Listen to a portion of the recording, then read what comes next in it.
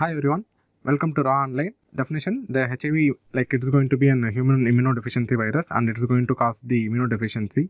So when we are going to talk about immunodeficiency, there are two types of immunodeficiency. One is going to be the primary immunodeficiency, and another is going to be the secondary immunodeficiency. So primary immunodeficiency, like wherever there is going to be an immunodeficiency disorder, which is going to be due to humoral immunodeficiency or cellular immunodeficiency or both cellular and humoral immunodeficiency, and the various complement pathway disorder. So those are the deficiency disorder which is going to lead to a condition called primary immunodeficiency disorder. And there is something called secondary.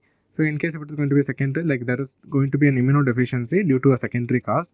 So one of the secondary cause could be our human immunodeficiency virus, which is going to lead to a thing called AIDS. And the other thing is going to be our type 2 diabetes mellitus. So those are the things which is going to lead to the secondary immunodeficiency disorder. So here, it is an immunodeficiency disorder which is going to be caused by the RNA virus, that is the HIV virus. And when we are going to see about the types, there are actually two types of HIV, HIV 1 and 2. In this, HIV 1 is very common in India and other part of the world, and HIV 2, it is predetermined to the African region, and it's more common in the Africa. So whenever we are going to talk about India, it is going to be the HIV 1, which is very common in India. And when we are going to study about its morphology, it's going to be an RNA virus, and it's going to possess a positive sense single-stranded RNA genome, and there's going to be 2 copies of this particular RNA genome. And there's going to be a structural gene which is going to make their particular structure. So structural gene is going to be our GAG gene, envelope, and pole gene. And non-structural gene is going to be the TAT, NEF, REV, VIF, VPR, and VPU gene. So these are the particular non-structural gene which is going to help that particular virus for its multiplication and progressive cell entry. So these are the particular structural gene and non-structural gene. And coming to the transmission, so whenever when we are going to talk about the particular infection, the route of transmission and mode of transmission is very important. So when we are going to talk about the HIV infection, the transmission is going to be through unprotected sexual intercourse and anything like blood transfusion or organ transplantation. And we have a sharp unrealistic injury in case of any healthcare ambience, and we have the mother to fetus transmission. So from the mother, the particular virus is going to get transmitted to the fetus, and there are certain cases where the particular cause is unknown, so it will come under the unknown category.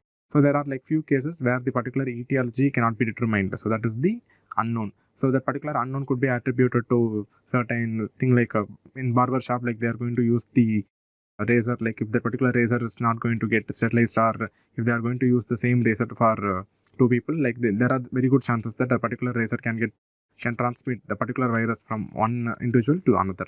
Now moving on to the pathogenesis. So whenever when we are going to get expose ourselves to the HIV virus, what is going to happen is that the particular virus, after the period of 72 hours, following the cell entry for up to the 72 hours, the particular virus is going to stay inactive and it's going to observe our immune system. So once entry, after 72 hours, there is going to be local multiplication in the macrophage and the lymphocyte. So following local multiplication, the particular virus is going to get transported to the regional lymph node, and inside the regional lymph node, the particular virus is going to replicate, and following viral replication, after the period of some time, the particular virus will spill from the particular lymph node into the blood. So at the time, the patient will have a flu-like illness, so which is going to be suggestive of primary viremia. So at the time of primary viremia, the patient will experience a mild flu-like illness, which is going to be a self-limiting one. So for 1 or 2 days, a patient can have a flu-like illness without any reason. So the patient will have a primary viremia here. So after primary viremia, what is going to happen is that the CD8 cell will come into the action. The CD8 cell will go and act against the infected cell and the infected lymphocyte. So again, the particular virus will come into a control where there is going to be a period of asymptomatic thing. During the asymptomatic period, the viral multiplication will happen in the lymph node. Again, from the secondary lymph node, the virus will spill into the blood. So there is going to be a secondary viremia. So during the time of secondary viremia, there is going to be further drop in the CD4 count. And when the CD4 count goes very less, the normal CD4 count is going to be 500 to 1500 cells per cubic millimeter cube. So when the particular CD count is going to go down, when it's going to go down less than 200 or something, the patient is going to suffer from a condition called opportunistic infection. Not only opportunistic infection, those patients are more prone for malignancies like Kaposi's or coma. So this is a picture which is depicting the electron microscopic view.